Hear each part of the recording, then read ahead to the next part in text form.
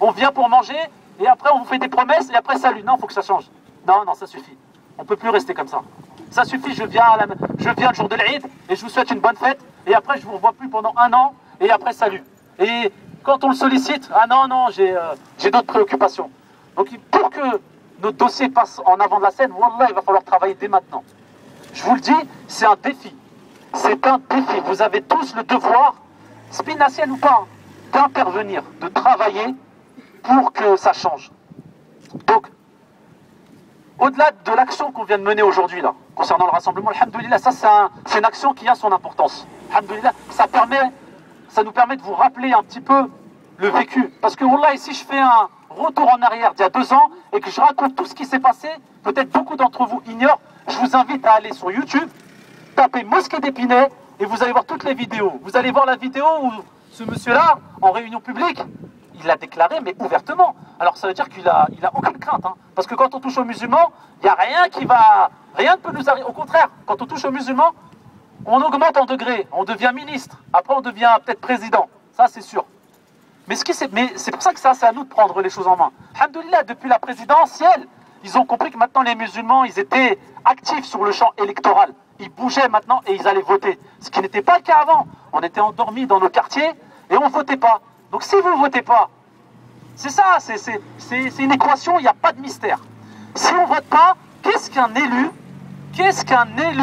il va venir vous écouter. Vous lui rapportez un. Vous savez, quand vous allez à la mairie, la première chose quand vous allez faire une demande, qu'est-ce qu'on regarde en premier? On va sortir votre nom, etc. Alors, est-ce que ce monsieur-là, il a voté? Est-ce que cette dame-là, elle vote? Non, elle vote pas. Bon, c'est quoi votre problème? Ok, on verra plus tard. Et au revoir. On ne vous écoute pas. On regarde d'abord les dossiers sensibles concernant les gens qui ont l'habitude de voter.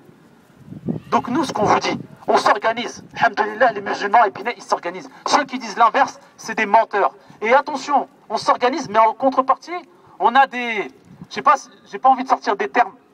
Des gens, malheureusement, je ne sais pas s'ils font partie de la communauté, ils ont des noms maghrébines ou africaines que Chevreau, il utilise et qu'on envoie pour créer des associations fictives. Voilà comment on s'organise et derrière on essaie de nous désorganiser. Donc c'est pas la même chose. C'est pas qu'on s'organise pas, on n'est pas unis. Alhamdoulilah, l'unité, on l'a. Mais derrière, on a des gens qui veulent pas de notre unité. Ils veulent qu'on soit divisé. Et on nous envoie des Cherfaoui, des je ne sais qui viennent et qui créent une association et qui prennent du jour au lendemain la responsabilité. Le monsieur, il vient d'où? Alors il a une association où c'est son problème, hein. Il fait des danses orientales. Ça, c'est pas notre problème. Mais il fait ce qu'il veut. Mais quel est le rapport avec nous? Là, il dit, on l'a regardé, un gars qui n'a rien à voir, qui a une association laïque, qui organise des chants, etc. C'est son problème. Mais comment il peut se retrouver du jour au lendemain président de l'organisme de la gestion de la mosquée d'Épinay? Expliquez-moi. J'ai loupé une étape. Donc ces gens-là, il va falloir les dénoncer. Parce que c'est des gens qui sont de l'intérieur. Oui, on va vous écouter. Donc, parce qu'on lui a donné Mohamed Cherfaoui ou je sais pas qui. Donc, comme nous, on est niais, alhamdoulilah, on va l'écouter, il va nous faire miroiter. Ouais, non, vous inquiétez pas, ça va se régler, je suis en discussion. Mais tout ça, c'est des gens qui sont là pour nous diviser et pour travailler pour l'intérêt de leur supérieur hiérarchique, qui s'appelle Hervé Chevreau. Parce que eux, leur objectif, et ça, ils nous l'ont dit, c'est uniquement d'obtenir un sourire de la part de Chevreau, son maître. Parce que quand il a son sourire, ça y est, il est content. C'est tout ce qui l'intéresse. C'est avoir la satisfaction, parce que ces gens-là, ils sont encore colonisés. C'est comme ça, c'est nos maîtres et nous, on est des sous, je sais pas, des sous-citoyens. Non, ça c'est fini.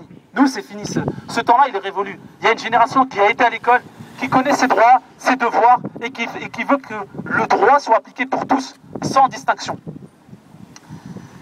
Donc, je disais donc là, Jazikum Bikhel, très très important. Nous, on a lancé une campagne de carte électorale. Notre objectif, c'est simple. C'est d'arriver dans 450 jours. Le premier, donc 450 jours, c'est quoi? C'est des élections municipales. Ce jour-là, Chevreau, il va bien sûr se représenter parce qu'il estime que c'est le saint d'Épinay. Il a aucune crainte, ce monsieur. Tout le monde va... Wallah, à Épinay, on est une communauté, on est super nombreux. Mais malheureusement, il faut aller les réveiller, les gens de chez nous. Il faut les réveiller, il faut leur rappeler que c'est pour vous qu'on fait ça. Subhanallah, si on n'a pas de mosquée, eux ils s'en foutent, mais nous, ce sera nous les pénaliser. Vous voulez que vos enfants ils restent dans les quartiers et qu'ils apprennent tout et n'importe quoi? Alors, c'est une évidence. C'est la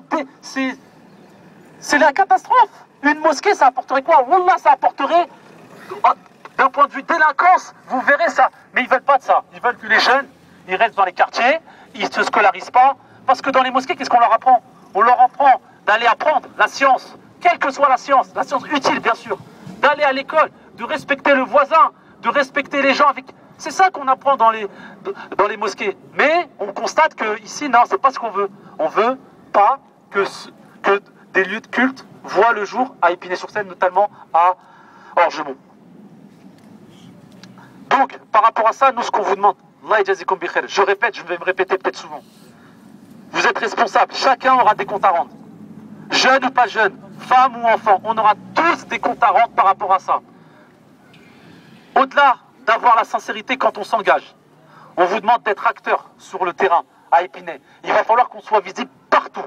À toutes les manifestations, il va falloir qu'on soit là pour dénoncer toutes les réunions de quartier. Les réunions municipaux qui ont lieu là, au mois de septembre. Il y en a une qui a lieu le 27 septembre, si je ne me trompe pas. Il faut venir de temps en temps. Il faut venir et écouter ce qui se dit. Et il faut commencer à parler autour de soi. Parce que c'est en étant présent dans la vie de la cité qu'on va se dire « Ah, les musulmans, ils se réveillent ». Eh bien oui, on se réveille. Parce qu'au-delà d'avoir notre projet de mosquée, il faut qu'on participe à la vie de la cité. Que toutes les décisions qui se prennent, eh ben, qu'on ait notre mot à dire. Et ça, malheureusement, on est en retard. Nous, on s'intéresse quoi qu'à ce qu'on a le frigidaire qui est rempli. Ah non, il faut aller au marché. Après, il faut aller acheter les baguettes, etc. C'est ça notre souci. Subhanallah. C'est la consommation. On consomme. On est les leaders. Alors, numéro 1 en France de la consommation, d'ailleurs, vous le voyez avec le halal. Hein. Tous les commerces, ils se battent pour le halal.